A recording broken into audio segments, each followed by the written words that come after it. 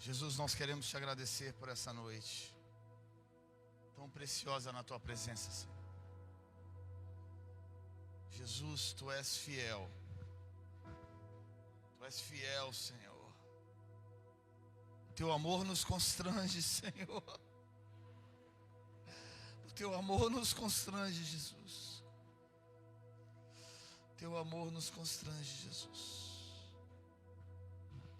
Queremos essa noite nos aproximar mais de Ti e sentir esse amor que nos constrange, Senhor. Leva-nos para mais perto de Ti, Senhor. Leva-nos para mais perto do Senhor. Senhor, nós não podemos sair daqui da mesma pessoa que entramos. Leva-nos mais perto. Leva-nos mais perto de Ti, Jesus. Oh, Senhor.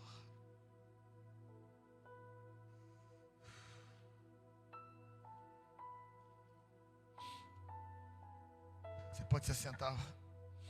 Eu estava aqui, eu tenho uma palavra, mas Deus me deu uma outra palavra aqui. E eu sei que foi o Senhor. Eu sei que é Ele. Mateus capítulo 4 diz que Jesus foi levado pelo Espírito a um deserto. Uau! Eu creio que Deus, Espírito Santo, Ele usa todas as coisas. Nós estamos num momento difícil no mundo para ser tentado pelo diabo. Puxa vida. O que me chamou a atenção nesse texto está aqui no capítulo 4, versículo 2. Depois de jejuar 40 dias e 40 noites, ele teve fome. Eu parei nesse texto porque se ele teve fome e logo depois o diabo ofereceu para ele pão, é porque existia uma necessidade. Eu nunca havia parado para pensar nisso, porque a gente termina o jejum, tem uma banquete na nossa frente, não é verdade? A gente já está contando as horas, lembrando aquele churrasco, né? Aquela coisa assim. Quem está nos propósitos, como eu, sabe? A gente já começa a ver, se você olha para lá, você já começa a ver as coisas assim diferentes, né? Mas você percebe que Jesus tinha uma necessidade. E parece que a igreja cristã hoje, a gente não sabe lidar com a necessidade. A gente desaprendeu a lidar com a dor. Nós não sabemos lidar com o sofrimento. Pouco antes de vir para cá, amanhã, domingo é Páscoa, né? E hoje é sexta-feira, né? E eu assisti aquele filme do Mel Gibson, A Paixão de Cristo. Quantos já assistiram aquele filme? Aconselho você a ver de novo, muitas vezes. Eu tenho um filho de 9 anos, e a gente foi assistir, ele queria ver tudo. Pai, eu quero ver de novo, quero ver de novo, quero ver de novo. Aí ele foi vendo, eu deixei. E uma das coisas que nos impressiona é que a gente não sabe lidar com a dor. A gente não sabe lidar com a necessidade. A gente acha que no reino de Deus não haverá. Só que Deus, o reino dele é feito através da perseverança. O reino dele, o caráter de Cristo formado em nós é forjado através de dores, forjado muitas vezes através das dificuldades. E eu parei nesse momento aqui, percebi algo muito interessante, que Jesus teve fome. E o diabo apareceu para ele oferecendo pão. Se tu és o Filho de Deus, a primeira coisa que acontece na necessidade é a dúvida da nossa filiação. Quem você é? Na necessidade, o diabo ele lança, ele induz, ele coloca sugestões na sua mente que você não é tão amado por Deus como você pensava. O diabo começa a colocar sugestões para você que a sua vida a partir de agora não vai ser igual foi.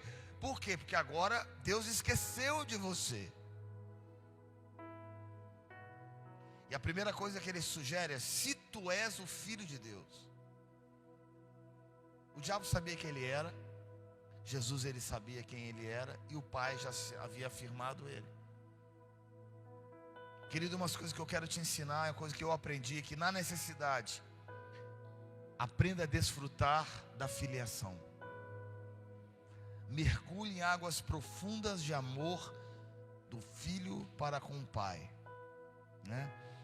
Sabe, muitas vezes nós sabemos cobrar muita coisa do nosso pai, mas quantas vezes você chegou para o pai não pedindo nada, só agradecendo e o amando?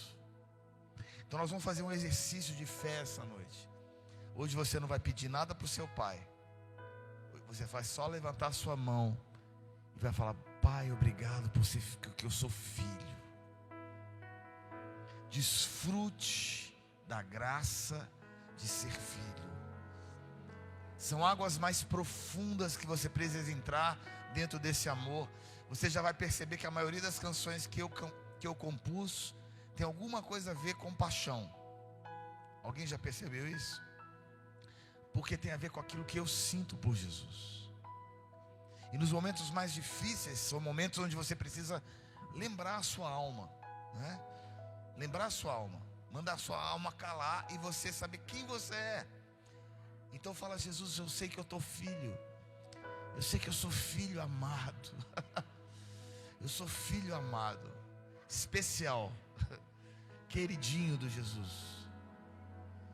Levanta as tuas mãos e fala assim: Jesus, eu te amo. Esquece de tudo na tua vida por um momento, mergulha em águas profundas do amor de Deus. Aí você vai saber uma coisa. Diz assim: se tu és o filho de Deus, manda que essas pedras se transformem em pão. Ele respondeu com a palavra. A gente precisa sempre responder às provas com a nossa vida e em obediência à voz de Deus. Vivemos uma época que a voz de Deus está um pouco escassa, pelo menos nesse momento. E uma vez Deus me deu uma canção assim, não sei se você consegue me seguir. Então tá, feche os seus olhos e seus ouvidos também, se não estiver no tom certo. Eu ouço a tua voz, te obedecerei. Eu ouço a tua voz, não questionarei. Eu ouço a tua voz, te obedecerei. Eu ouço a tua voz, não questionarei. A gente precisa aprender a ouvir a voz de Deus. E existe um lugar em Deus, um lugar onde você chega. E às vezes a gente está todos no mesmo lugar, né? Estamos todos aqui sentados com distanciamento social, cada um no seu lugar, no mesmo lugar físico, mas em diferentes lugares espirituais. Você está num lugar, você está em outro, cada um está num lugar diferente. Ah, pastor, existe isso? Não existe comunismo no céu não, tá, queridos?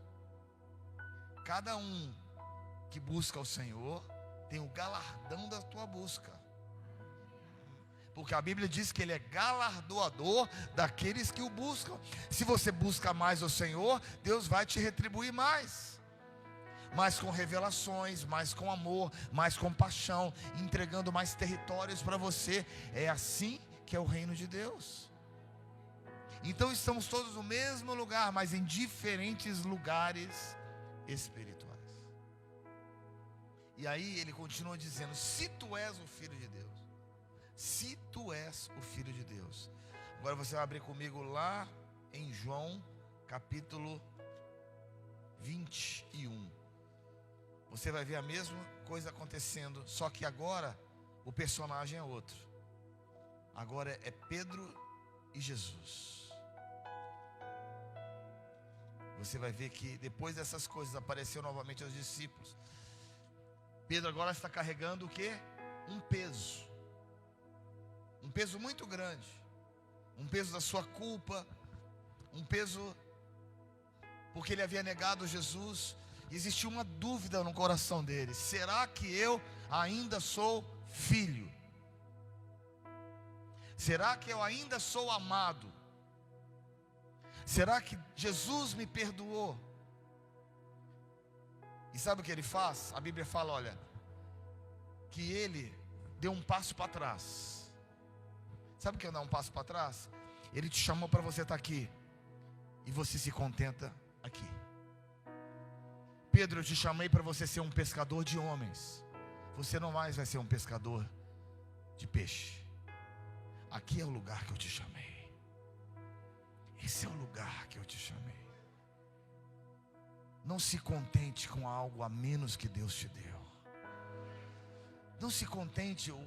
A Bíblia diz, se você voltar naquele texto ali de Mateus, você vê que Satanás ofereceu todos os reinos. Se prostrares diante de mim, eu te darei todos os reinos dessa terra.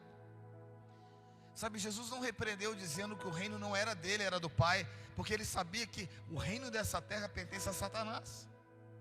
Apesar de Deus ser poderoso sobre todas as coisas, o império das trevas impera, domina sobre a terra. São questões territoriais. Vocês estão me entendendo? Porque o homem deu autoridade a Satanás. Agora eu quero que você entenda o seguinte: aqui nesse momento, nesse momento Pedro estava dando um passo para trás. Meu querido, Jesus te chamou para lugares altos nele. Jesus te chamou para sonhar alto com Ele. Jesus te chamou para você entrar numa carreira de filiação e você sonhar muito alto com Ele em todos os sentidos. Ele te chamou para lugares altos. Mas a dúvida, o medo pode te botar para trás. Até o pecado teu pode te prender, te parar e te travar de você continuar nesse amor com Ele. Olha o que aconteceu. A Bíblia diz assim, que Ele chamou todos os discípulos ali e foram pescar. Mas espera aí, Jesus não chamou ele para cá, ser pescador de homens? Por que agora ele foi pescar e chamou todo mundo para andar para trás? Opa, eu te chamei para o ministério. Não, pastor, na pandemia eu tenho que trabalhar secularmente. Na pandemia, não estou dizendo que você não deva trabalhar, mas estou dizendo aquilo que Deus te chamou. Eu te chamei para um lugar mais alto. Eu te chamei para você sonhar coisas grandes no reino. E ali olha o que aconteceu. Pedro se contentou com menos. Então essa noite eu quero te dizer que você é filho. Essa noite eu quero dizer que você é filha. Não importa o que você fez, não importa o teu pecado, não importa o que você teve. É tempo de sonhar, voltar a sonhar, Brasil, com as coisas grandes que Deus quer dar para essa nação. É tempo de sonhar com coisas maiores. E nós não podemos nos contentar, dar um passo para trás, voltar a sonhar em pescar peixe. É tempo de voltar a sonhar em pescar homens. Agora, olha o que aconteceu. Ele disse: eu vou pescar. É uma decisão. Uma decisão de se contentar com pouco. Eu me lembro de um outro homem. O nome dele era Ló. Quantos conhecem a história de Ló? A Bíblia diz que Ló se separou de Abraão e foi até Sodoma. E no final, você conhece a história, o anjo pegou ele pela mão, tirou ele da cidade para poder destruir a cidade. A sua esposa olhou para trás, né? O seu coração estava lá, não é verdade? E o anjo puxou ele e levou ele para uma cidade, queria levar ele para a montanha. Ao invés de querer ir para a montanha, sabe o que ele falou? Não, eu não quero subir a montanha, eu quero ir para uma outra cidadezinha mais baixa. O nome dela é Zoar. Eu não estou zoando com você não, é verdade, está na Bíblia. O nome da cidade é Zoar, que no original em hebraico, Zoar significa pequeno. Então às vezes Deus quer te levar para os lugares altos, montanhas, e você se contenta com os Zoares, com os lugares baixos, pequenos. Por quê? Porque somos tímidos. É essa timidez que Deus fala em Apocalipse. É você não ter coragem de cumprir o chamado que Deus te deu. É você dizer: eu vou pescar de novo, vou voltar para trás, eu vou me contentar com aquilo que eu quero fazer e não vou obedecer ao Senhor. E olha o que ele fez. Ao amanhecer, Jesus estava na praia. Eu amo cidade de praia. Você olha assim para o mar aqui, você pode olhar para o mar, você não vê o infinito, não é verdade? Assim representa o amor de Deus. Levante a tua mão assim. O amor de Deus é infinito, infinito, infinito, infinito, infinito, infinito. O amor, os recomeços de Deus são infinitos, infinitos, infinitos, infinitos, infinitos. Então Ele diz para você: ainda que você caiu, ainda que você tropeçou, ainda que você escolheu o menos do que o mais. Deu para entender? Ainda que você escolheu o menos do que o mais de Deus, vamos recomeçar. Vamos recomeçar. E esse é um dos textos mais lindos da palavra de Deus, na minha opinião. Porque ao amanhecer, Jesus aparece na praia, sabendo a lambança, se eu posso dizer assim, que os discípulos fizeram. Eu chamei vocês para aqui. Por que vocês estão aqui? Jesus aparece perguntando: vocês têm alguma coisa de comer? Uau!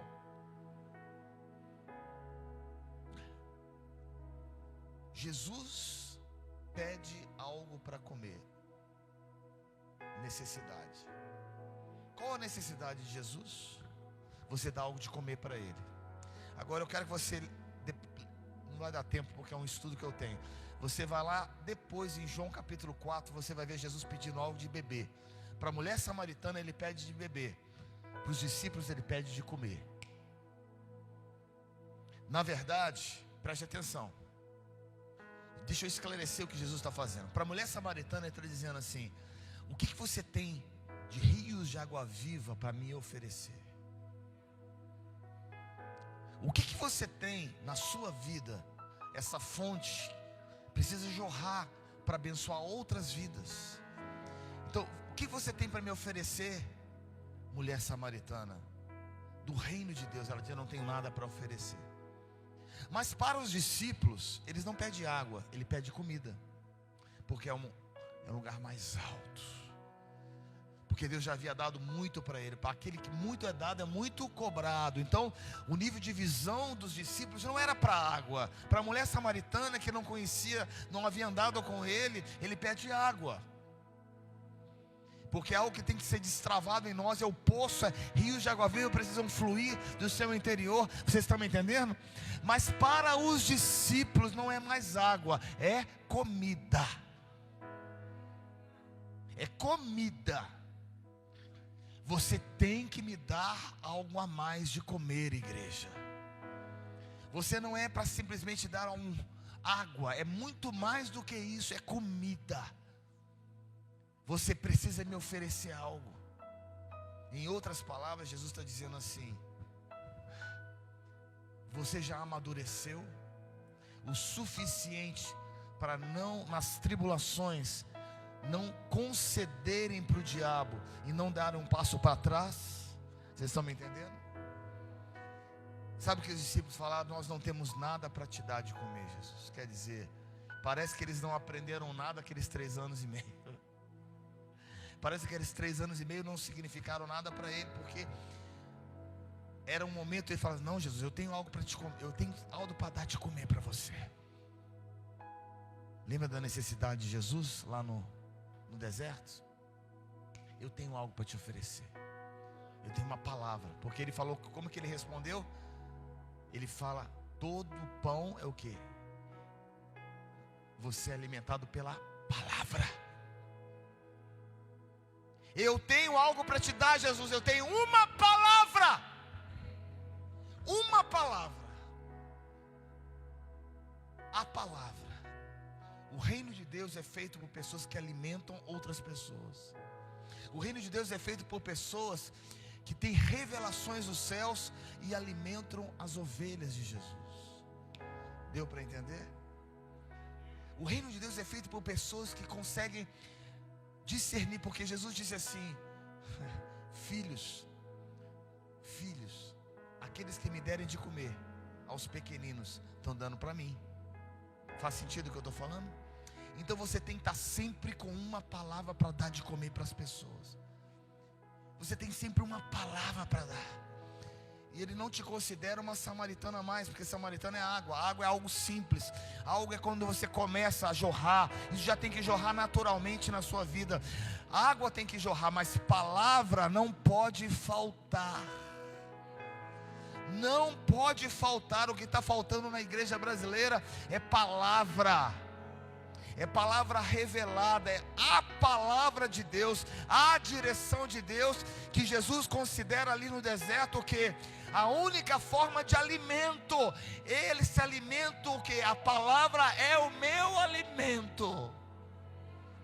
Nem só de pão viverá o homem, mas de toda palavra que procede de Deus. Nós somos chamados para alimentar Jesus. E quem é Jesus? É o seu irmão, a sua irmã, são os pequeninos. Nós somos chamados para alimentar essa geração com palavras reveladas dos céus.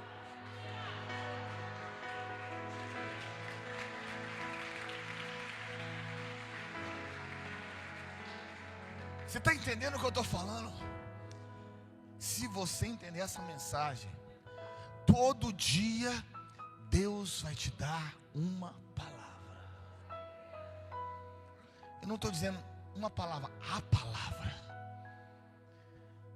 Você não é chamado para sentar num banco de uma igreja, me perdoa o apóstolo Paulo, simplesmente para receber só uma palavra do pastor. Isso é importante. Mas você entra no quarto, fecha a tua porta e fala: Pai, hoje é contigo.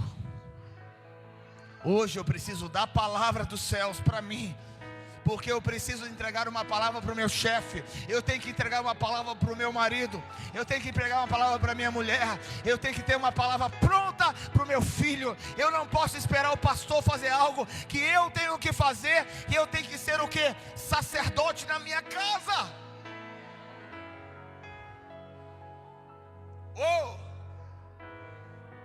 A palavra. Levante a tua mão assim e fala: Jesus, me dá palavra. Me dá palavra para eu dar de comer aos pequeninos.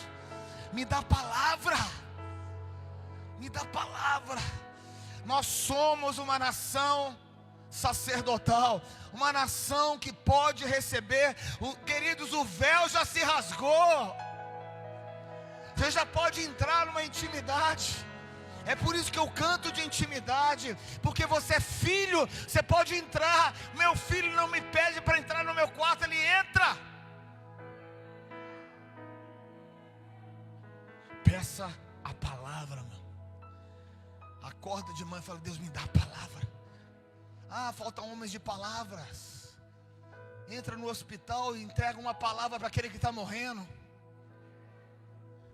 Vá na direção dessa nação, dessa cidade, e dá uma palavra para o prefeito. Naquele momento, a fotografia da situação era que os discípulos não tinham nenhuma palavra. Nenhuma palavra. Eles não tinham nada para falar para Jesus, nada. O que Jesus faz? Jesus entrega para ele, porque ele é misericórdia, lança. Então Deus tem uma palavra. Se a palavra não começa em você, começa nele. Se a origem da palavra não é em você, é através dele. Lance novamente a rede. E a Bíblia diz aqui que o discípulo, versículo 7, o discípulo a quem Jesus amava, disse a Pedro: é o Senhor. Uau! Diga para o teu irmão: os mais íntimos reconhecem Jesus primeiro. Quem é íntimo de Jesus reconhece que Ele está se aproximando. Não, Deus não fala só com o pastor. Não, Deus fala só com o pastor. Deus fala com você. Ele fala com os íntimos. É o Senhor. E a Bíblia fala que Pedro estava no barco.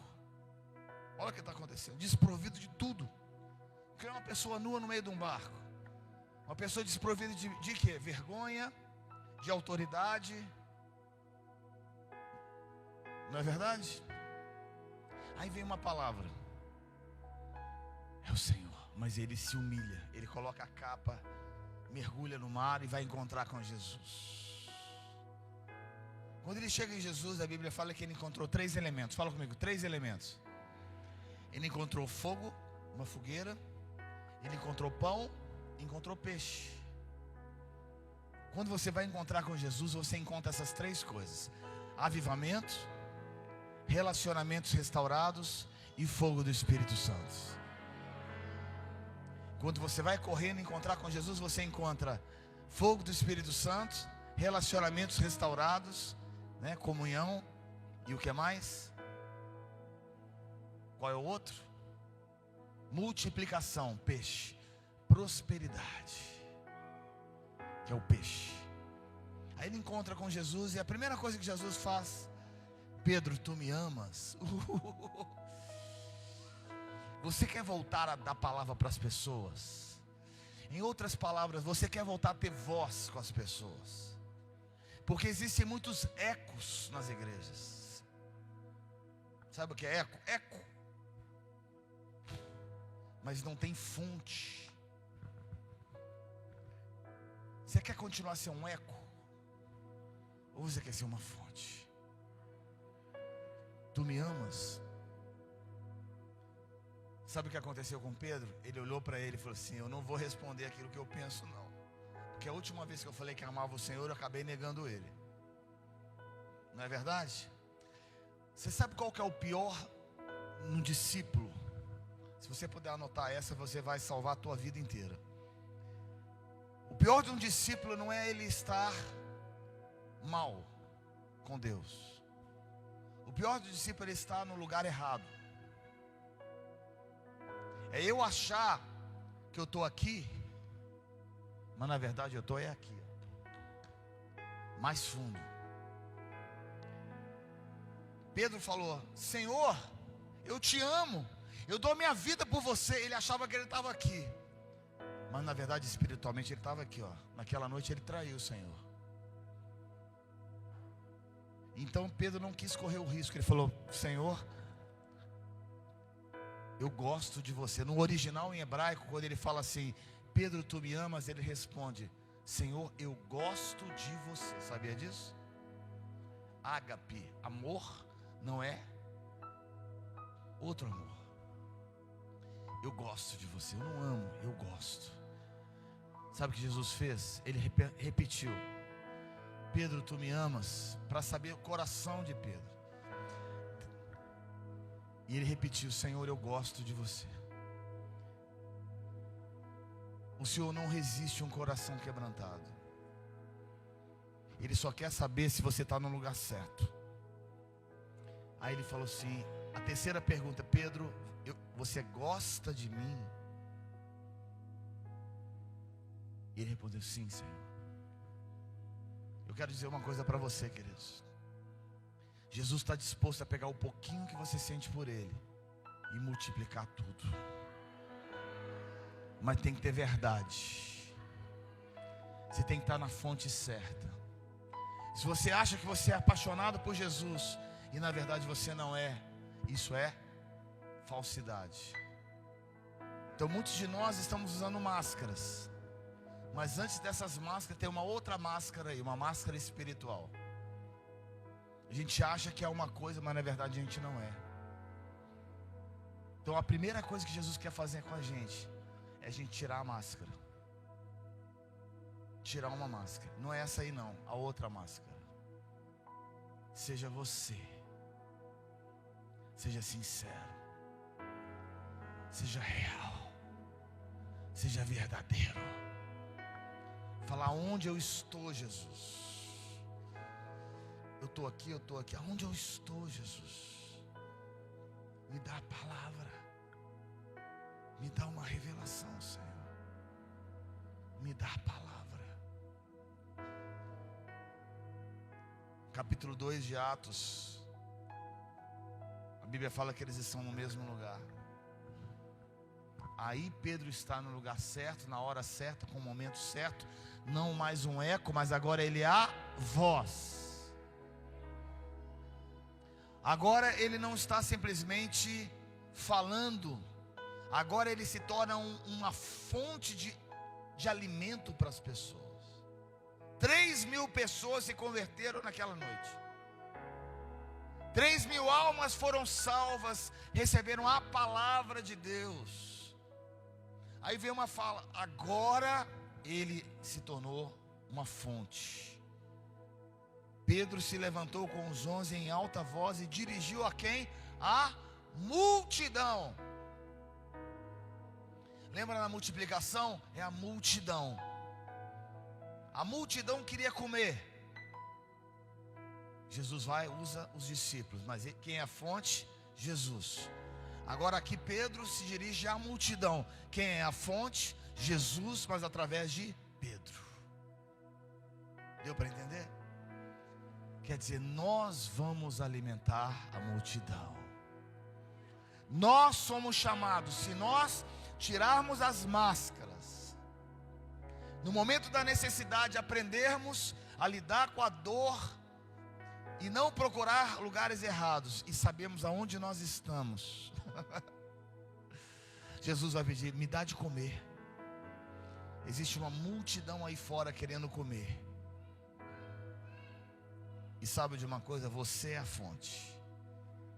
Você é a fonte de dar de comida. Fica de pé no teu lugar, levante as suas mãos assim para Ele. Jesus está dizendo: me dá de comer, me dá de comer, me dá de comer. Você pode me dar de comer, você pode me dar de comer. Você pode me dar de comer, você pode me dar de comer.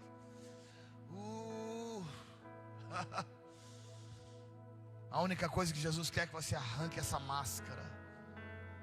Seja você. A Bíblia fala que Ele dá graça aos humildes, mas resiste aos soberbos. E uma palavra que vem no meu coração é o seguinte, queridos: somos nós que Deus escolheu para alimentar a multidão. Não foram outros, fomos nós. No momento em que você coloca a responsabilidade em outra pessoa, Deus usa você. Só quero continuar. Lembra que eu falei de Ló, né?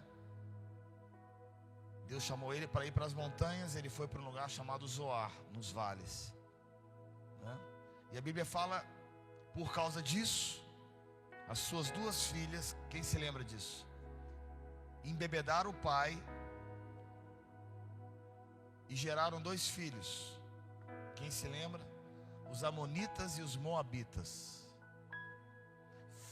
Fruto de quê? De uma ausência de compromisso. Quando você não alimenta uma multidão, você dá uma origem ao quê? A filhos bastardos. Quando você não alimenta a multidão, você se torna, não é bastardo a palavra, como é que fala? Não, esqueci, daqui a pouco. Incesto, isso, obrigado. Você gera filhos incestuosos. Por quê? São filhos que não deveriam nascer daquela origem, tá? E olha que interessante, 2 filhos nasceram, concorda comigo? Os moabitas e os amonitas. Aí nós voltamos lá em Ruth capítulo 1. Estou terminando, mas eu quero deixar isso bem claro para você. Na época dos judeus houve fome, tá? Uma cidade chamada Belém. A palavra Belém no original significa casa de pão. Casa de pão, fala comigo. Belém significa casa de pão. Você vai numa padaria, tem que ter pão, não é? Belém significa casa de pão, um lugar que tem que ter pão. Mas existia fome na casa de pão. É uma crise de alimento na casa destinada a alimentar outras pessoas. Quer dizer, a igreja é Belém, casa de pão, chamada e destinada a alimentar as multidões. Com a palavra, com a comida. Deu para entender? Essa crise acontece. Ruth capítulo 1 fala que então eles foram para Moabe, aquela terra incestuosa, os rejeitados, os problemáticos. Deus é maravilhoso demais, queridos. É capaz de transformar o lixo em algo bom. Se a igreja não gritar e alimentar a multidão, Deus usa as prostitutas, os homossexuais, os drogados, que se convertem lá na rua para alimentar outras pessoas. Você está me entendendo? Porque foi o que aconteceu aqui em Ruth capítulo 1. A igreja é Belém, nós somos casa de pão, e não tinha alimento na igreja. Nós somos chamados para todos os dias ter uma palavra para o perdido. Mas nós não tínhamos. Então Deus fala: já que você não tem, eu vou pegar os piores da sociedade e vou salvá-los.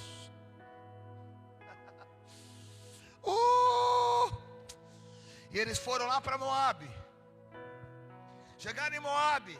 Você conhece a história. Chegaram, os maridos morreram, os filhos morreram, e Noemi quer voltar. Mas tem uma pérola. Uma pérola, cara. Deixa eu te falar uma coisa: se não tiver pérola na igreja, em quatro paredes, Deus vai encontrar pérolas do lado de fora. Acho que você não me entendeu. As pérolas é dado a nós dentro dos quatro paredes da igreja.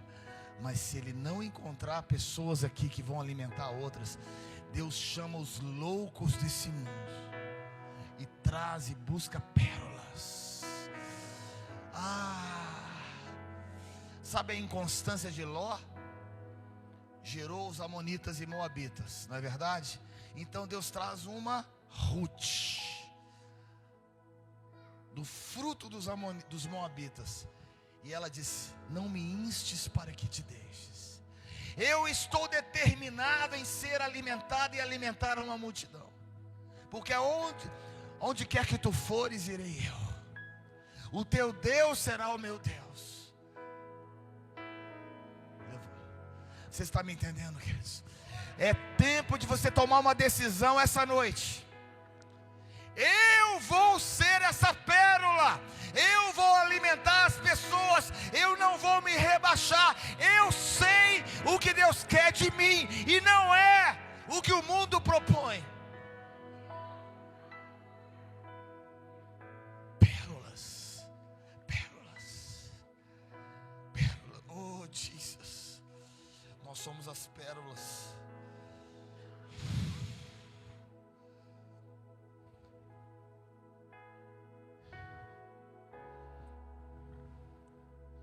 Aonde quer que tu fores, irei eu. Levante as tuas mãos. Fala: Jesus, aonde quer que tu fores, eu irei.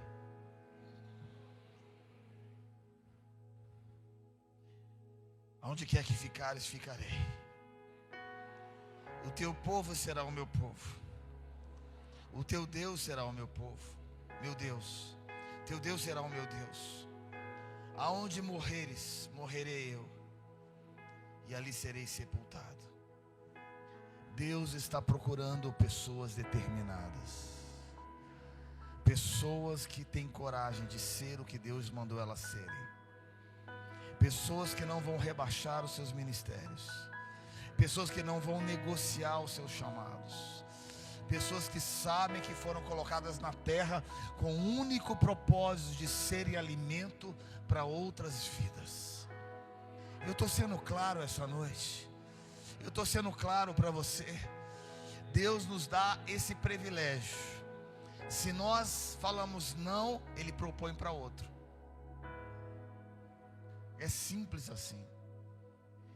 Agora eu quero falar sobre a nação brasileira. Deus deu à nossa nação esse lugar. Eu quero terminar com essa palavra. Deus deu ao Brasil o lugar de sermos celeiro das nações.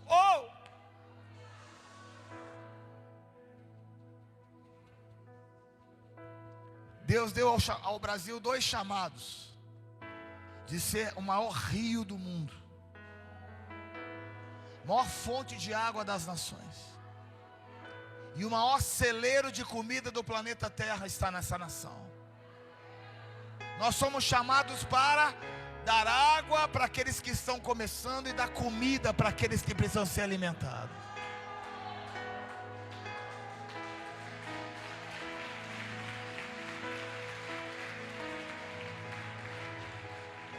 Esse é o nosso chamado.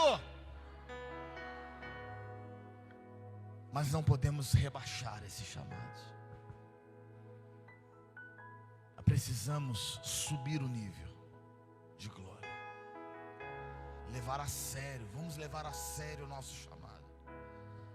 Vamos levar a sério o nosso chamado como Brasil, porque as nações estão morrendo de sede e de fome. Aí vem uma pergunta: se as nações estão morrendo de fome e o Brasil é fonte de água e pão, o que falta? Caráter. O que faltou a Ló? Decisão. Caráter. Determinação. Ousadia. Não olhar para trás. Deus chamou você para ser pescador de homens, não seja pescador de peixe. Nós estamos como os discípulos, o chamado é grande. Mas Deus disse: Pedro, eu te amo. Vamos ser sinceros com Deus. O brasileiro é um povo indeciso.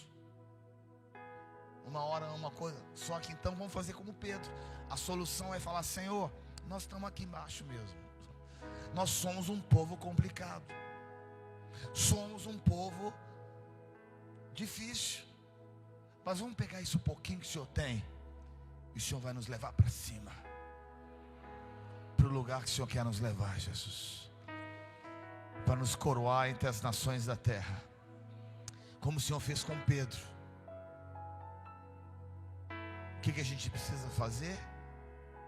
Arrancar as nossas máscaras e termos a coragem de sermos nós mesmos. Aí vai: já que você é você mesmo, então eu posso te abençoar.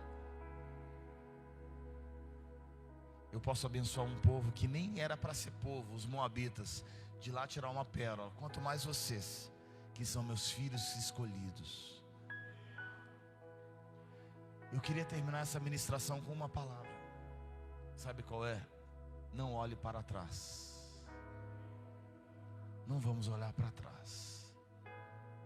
O que Deus já fez nessa nação prova suficientemente o amor dele para conosco. Existem milhares e milhares e milhões de almas esperando serem alimentadas pelos brasileiros.